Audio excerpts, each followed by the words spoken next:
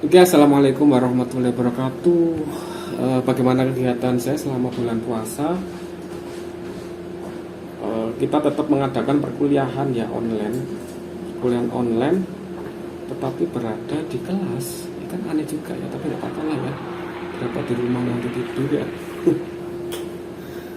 Jadi seperti biasa kegiatan belajar mengajar masih diadakan secara online atau daring. Dan sistem yang saya ajarkan itu dengan menggunakan Zoom meeting. Kemudian saya juga bikin video. Karena apa? Karena ketika kita membuat video itu nanti mahasiswa bisa mengulang-ulang lagi apabila mereka tidak mengerti. Jadi bisa diulang lagi. Kemudian juga bisa bertanya, saya berikan untuk grup pada masing-masing mata kuliah, sehingga paling tidak ya pada waktu daring, karena daring sudah mulai tahun lalu ya, sekarang juga masih daring, paling tidak itu mereka paham yang saya berikan atau yang saya sampaikan.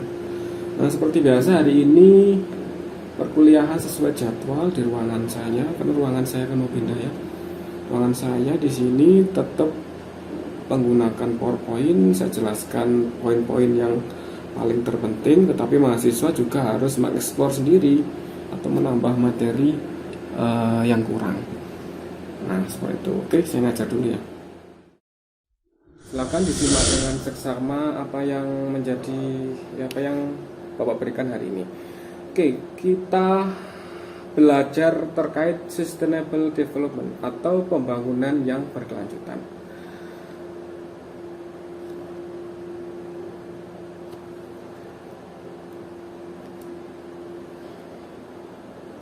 Oke, pendahuluan di mana peradaban modern yang kapitalistik telah mendorong manusia begitu serakah terhadap lingkungan hidup. Manusia saat ini ya, kalau kalian lihat di sini telah terjangkiti penyakit hedonisme, yaitu yang tidak pernah puas dengan kebutuhan materi. Jadi pikirannya itu materi.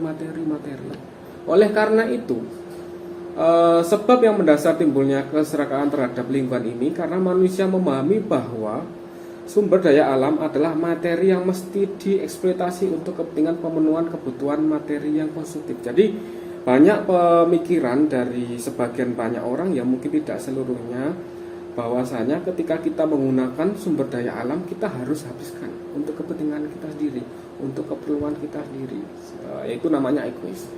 Kemudian pengelolaan lingkungan identik dengan upaya untuk mengoptimalkan sumber daya alam sebagai penyuplai kebutuhan materi semata. Jadi ketika kita berbicara tentang lingkungan, bahwa lingkungan tersebut itu identiknya hanya untuk mengoptimalkan sumber daya alam. Jadi untuk menyuplai apa yang kita butuhkan, materi dan lain sebagainya.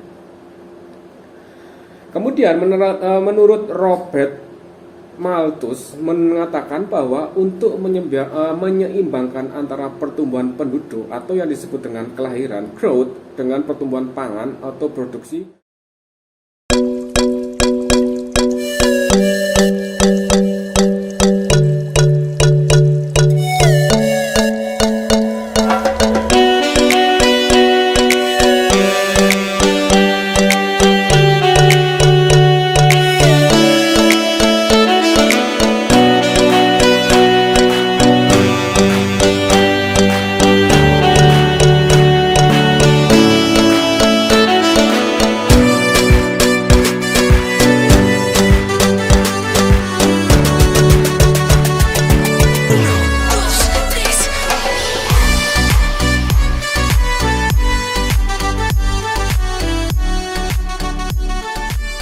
itu tak lain dan tak bukan adalah karena sifat keserakahan kita untuk memenuhi kebutuhan materi ya, berupa materi kebutuhan kita sendiri tanpa memikirkan jangka panjang, seperti itu. Jadi itu merupakan latar belakang dalam kita belajar ke sustainable development.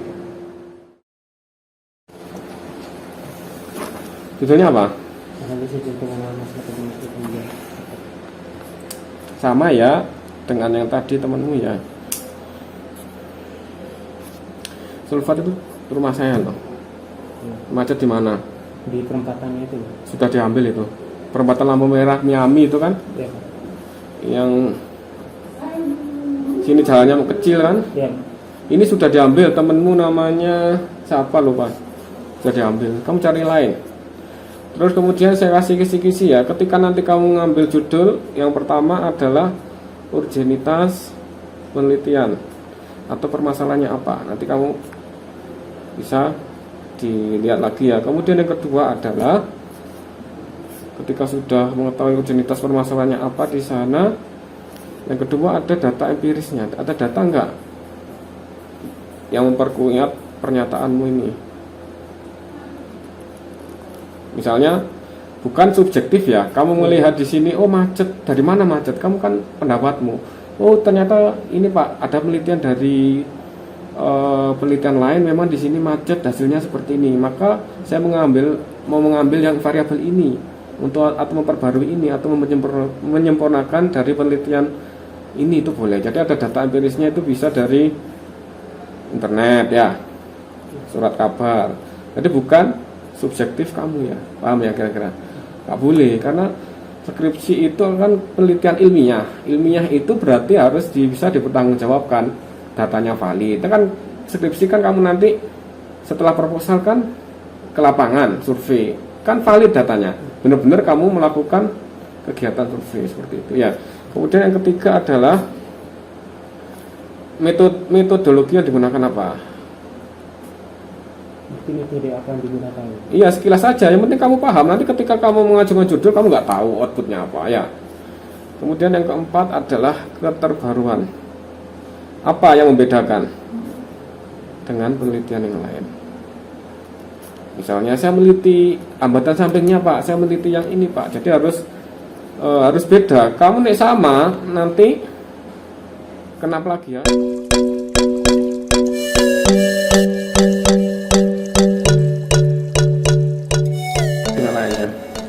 Misalnya saya ambil yang di jalan izin kan belum ada lampu merah.